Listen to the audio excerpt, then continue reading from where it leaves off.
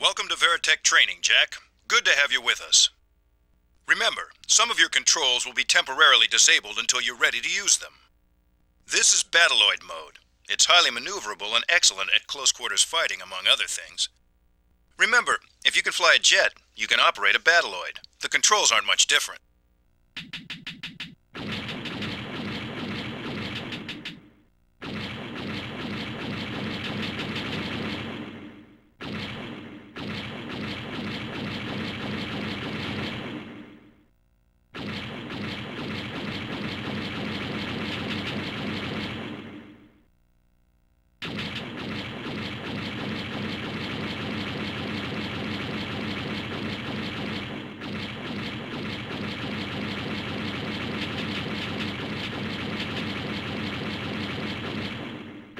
That's it. See how easy it is? Let's get you familiar with boosting techniques. Boosting gives you an extra burst of speed, which is just what you need for evasive maneuvers. Believe me, you're going to need it. Remember that you can boost in any direction, even when you're strafing. In Battleoid mode, boosting gives you limited flight capabilities.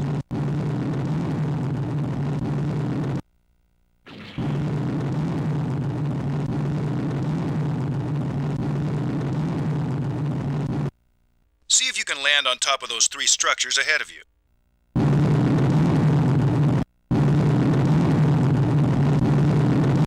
You've got the idea. Now, try to land on the other platforms. Great. One more platform to go. Well done. That wraps up boost training. You're ready to move on to target practice. You can use these Destroid drones to practice switching targets. They'll appear as red blips on your radar. That means there are enemy targets nearby.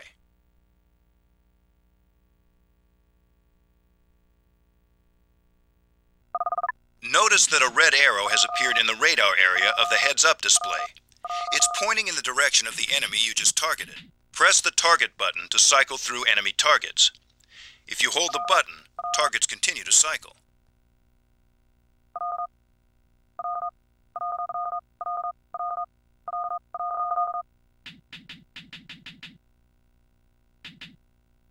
Try targeting that Tomahawk drone. Great! Now destroy it by pressing the primary weapon. Take care not to overheat your gun.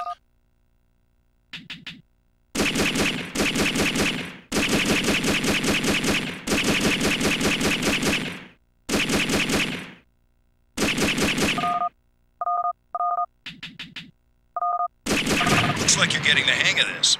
Let's move on to another exercise. Shooting down enemy missiles is tricky business, but it's a great skill to master. You can target missiles automatically by pressing the secondary weapon button. Get ready. The Destroid is about to fire.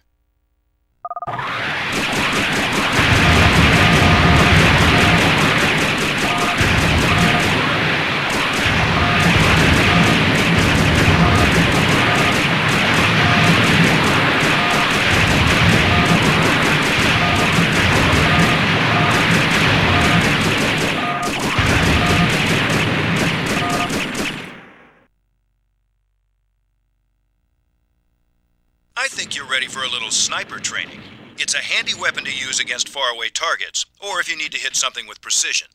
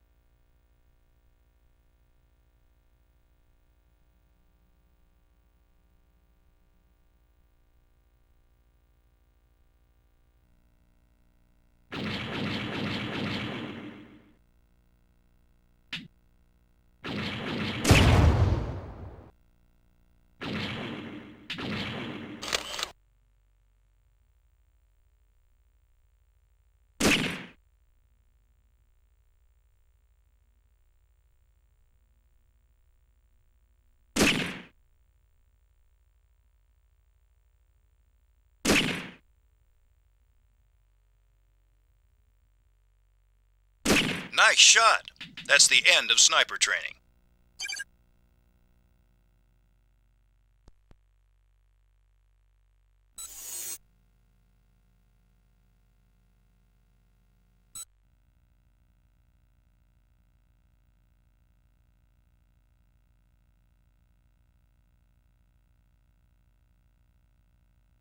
This is the Guardian transformation mode.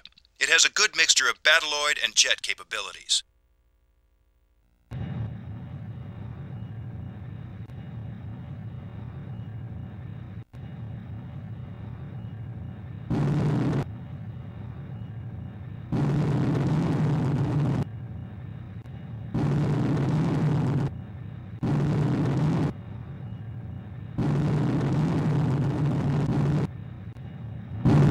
Let's practice the controls by hitting those beacons just ahead of you. Those green blips on the radar tell you where all the beacons are.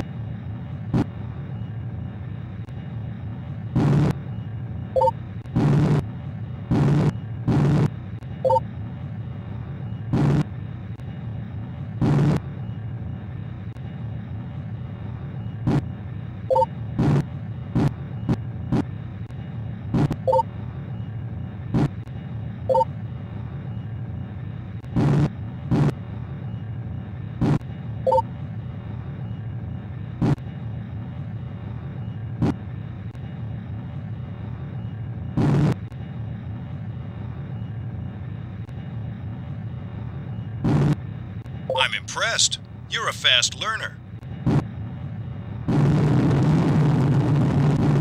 See the blue arrow on your radar? When it appears, the blue arrow points to the direction of your next objective. When your Veritech is in Guardian mode, you can pick up any objects marked with that green icon.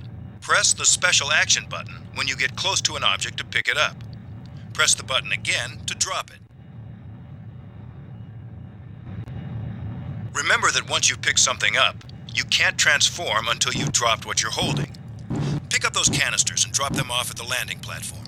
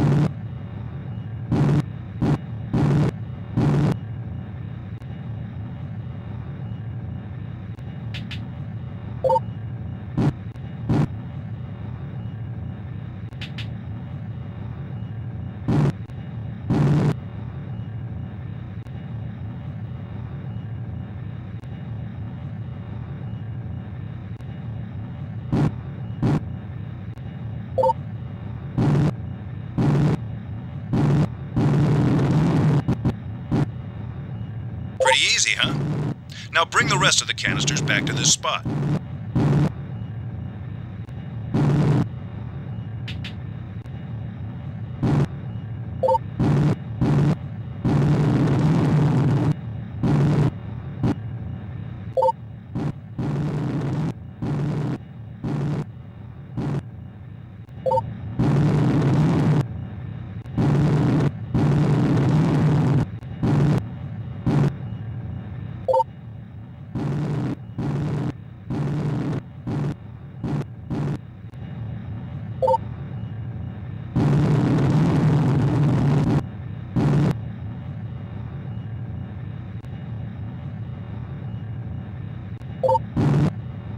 Nice work.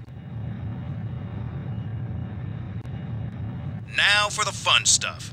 Missile practice. The Guardian is equipped with light missiles. They're very maneuverable short-range weapons. You can fire them by pressing and releasing the secondary weapon button. Missiles fire off in volleys, which are represented by those green missile icons you see in the lower left of your heads-up display.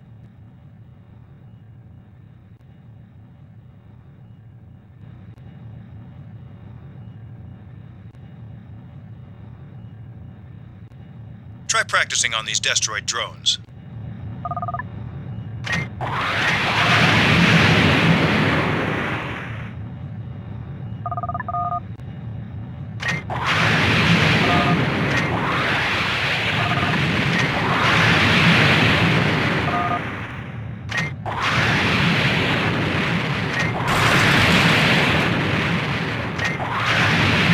Not bad. I think you've got the hang of it.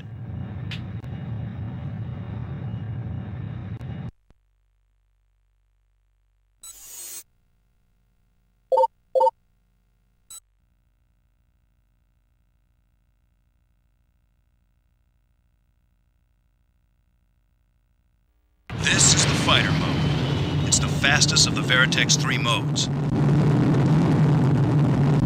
Let's try some simple flight maneuvers. First off, you can boost to increase your speed at any time.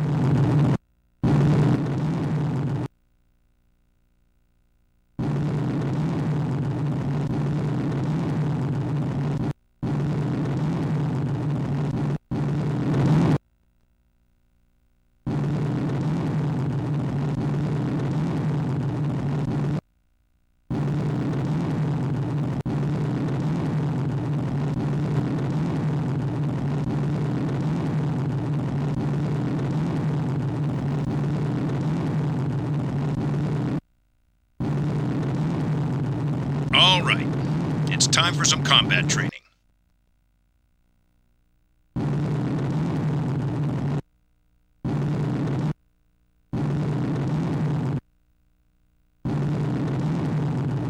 The secondary weapon button launches heavy missiles. They have a greater range and do more damage compared to the Guardian's light missiles, but they're a bit less maneuverable. The special action button launches decoys. They're a good way to keep enemy missiles off your back. Practice your weapon systems by taking out those Veritech drones. Don't worry, they're harmless.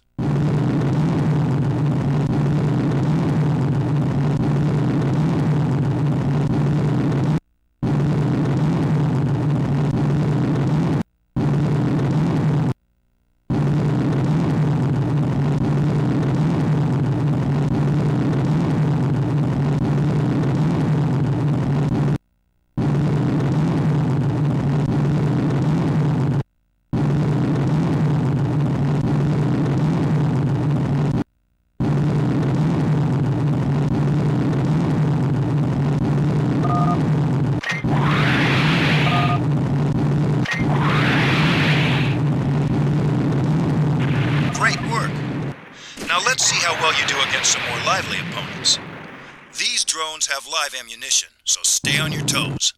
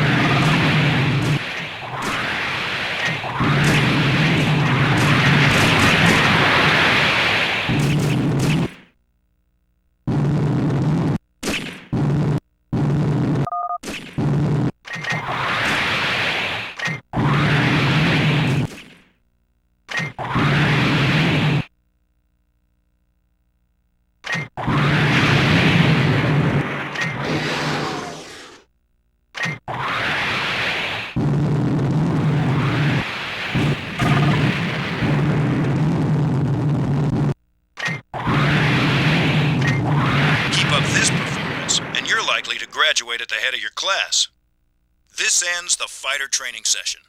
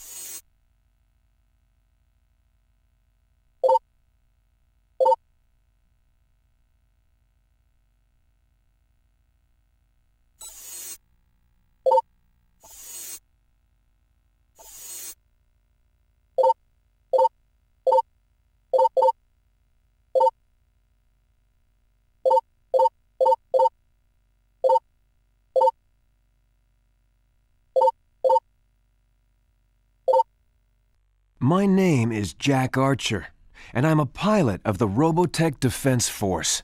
I was born just before the global war. My parents died soon after the war began, so I had to learn how to survive on my own. Sometimes I wonder what kind of person I might have been if things were different. It's one of my darkest fears. If you took the war out of me, would there be anything left? The global war had been going on for a long time. All the experienced pilots were dead. My government was desperate, and the draftees started getting younger and younger. I needed a way to escape all that misery on the ground, so I didn't mind much when I got drafted. Flight training came easy to me. It was like I was meant to be a pilot. They said I had a rare talent, but somehow I didn't see it that way. After a few years, the government dissolved. I became a mercenary, hiring out to any nation that could afford me. I didn't care, just so long as I stayed up in the clouds where I could forget about all the troubles down on Earth. The war ended in a single day. All it took was a miracle. A gigantic alien spaceship broke through hyperspace on a collision course with the Earth and crashed into a small island in the South Pacific called Macross Island. The leaders of the world's nations called a ceasefire and assembled the most brilliant minds of the time to examine the spaceship and assess the possible threat of alien invasion. The evidence they found pointed to a highly advanced civilization with technology far beyond what we had on Earth, something the scientists called robotechnology. But there was an even greater discovery. The scientists found a supply of protoculture aboard the ship, a new and nearly inexhaustible energy source used to power the alien machines. The spaceship was some kind of advanced warship, bristling with powerful weaponry.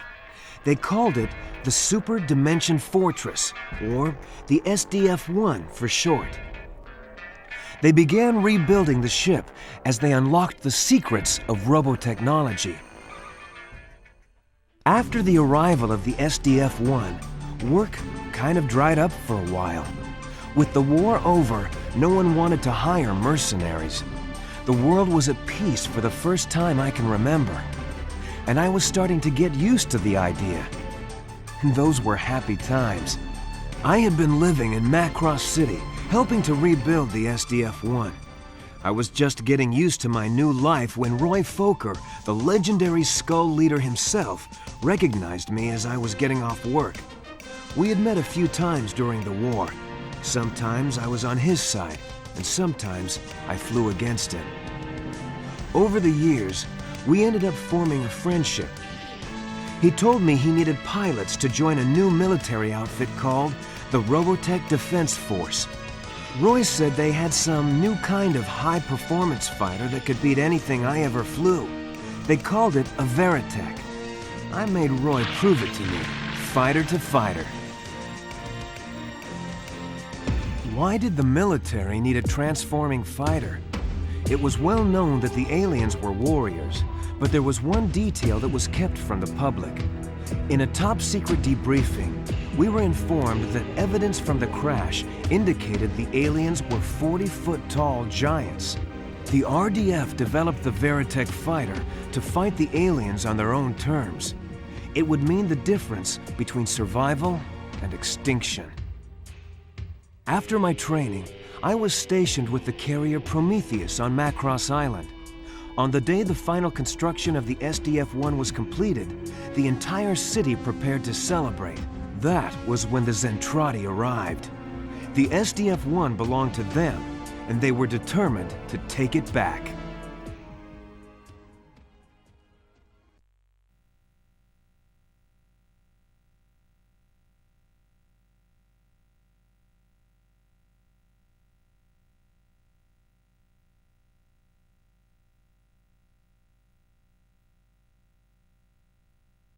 We are under attack by alien invaders in Sector 412.